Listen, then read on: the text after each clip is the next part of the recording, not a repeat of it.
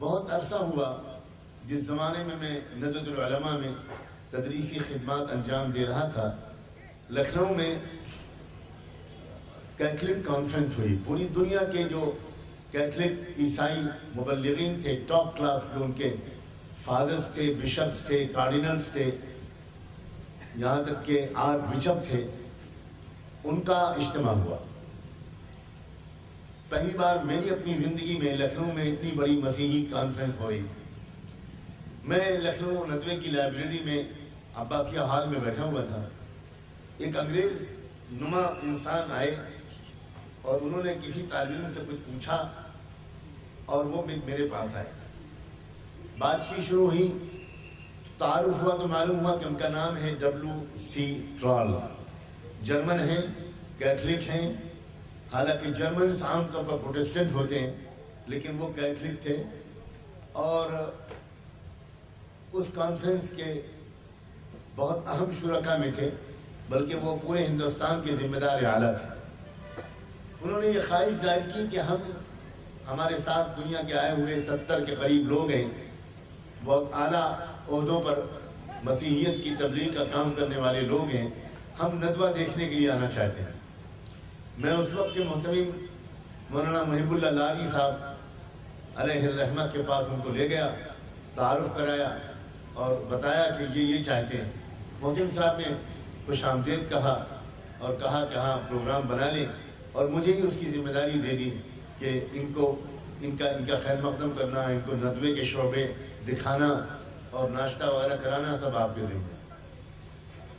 وہ آئے مقررہ تاریخ پر، پوری 2 بسیں بھر کر وہ سب لوگ آئے.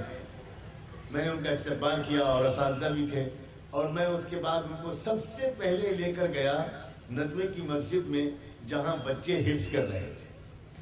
میں نے طے کیا کہ اکیڈمی وغیرہ بعد میں دکھانی ہے، پہلے حفظ کا شعبہ دکھانا ہے. میں ان کو لے کر گیا. اب وہاں بچے ہل کے حفظ کر رہے تھے. اللہ جانے یہ ہلنا حفظ کے لیے کب سے ضروری ہوا ہے اور کتنا ضروری ہوا ہے، اور ہلنے کی کوئی مقدار کتنی ہونی چاہیے. 10 سینٹی میٹر یا 11 سینٹی میٹر آگے اور 3 سینٹی میٹر پیچھے کتنا ہوتا ہے پتہ نہیں. میں نے حفظ کیا نہیں، افسوس یہ.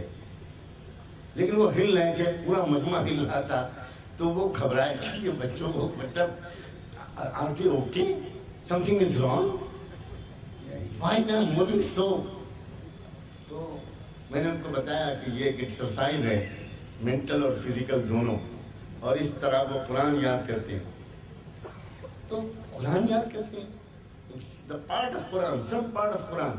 مجھ سے پوچھنے لگے قرآن کا تھوڑا سا حصہ. میں کہا no, they are actually memorizing the whole Quran, the complete Quran. پورا قرآن یاد کرتے ہیں، پورا قرآن، whole one, complete one. So voluminous، اتنا موٹا قرآن، یہ سب بچے یاد کرتے ہیں. وہ عیسائی مذہب کے بہت بڑے بڑے مبلغین نہیں سمجھ پا رہے تھے، جو یہ بچے سن کر ہنس رہے ہیں کہ کتنے بیوقوف تھے وہ. اب سنیں اس کی اگلی بات. وہ کہتے ہیں نا کہ عورت کے پیٹ میں کوئی چیز رکتی نہیں، اور رکتی ہوتی تو ہم لوگ بھی یہاں نہ ہوتے. ایک ہالینڈ کی ایک خاتون تھی جو بہت سینئر تھی ان میں. ان کی زبان سے نکلا او آئی سی، اوہ اب میں سمجھی. میں نے جملے کو پکڑ لیا، میں پوری بات سمجھ گیا تھا، لیکن میں نے کہا کہ آپ کیا سمجھی، ایکسپلین کریں میڈم. تو وہ اتنا تو منہ سے نکل گیا تھا، عورت پنے کو خدا سلام بھیجے. آگے اس کے بعد وہ گھبرا گئی کہ اب اگر میں نے پوری بات ڈسکلوز کر دی تو پھر چپل جوتے چھوڑ کے بھاگنا پڑے گا. انہوں نے نہیں چھوڑیے، کنٹینیو کیجیے، آگے چلیے. میں نے کہا نا میڈم، ہم لوگ کسی جملے کو سمجھے بغیر آگے نہیں بڑھتے. آپ نے یہ جو کہا کہ اب میں سمجھی، بتائیں نا آپ کیا سمجھی. لیکن وہ حد امکان گریز کرتی رہی.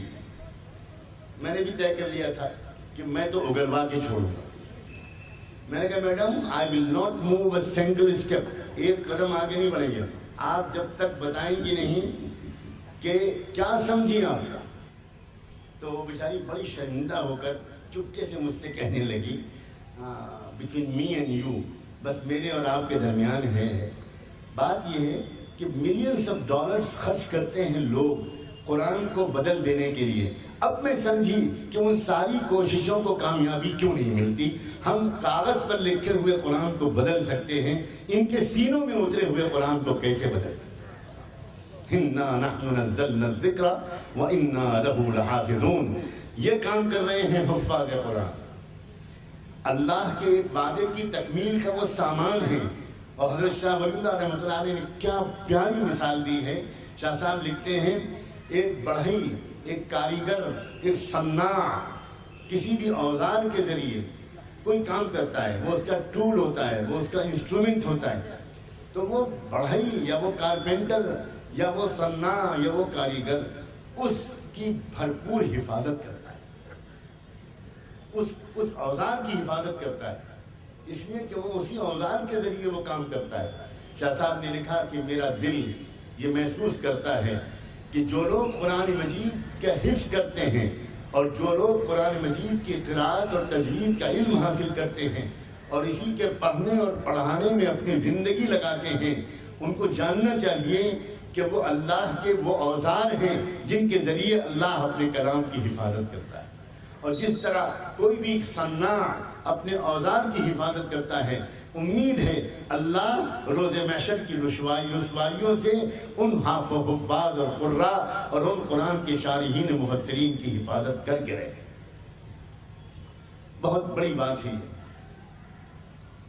میں دین لوں گا، میں دین لوں گا، نہ لوں گا میں دین ہارے دنیا۔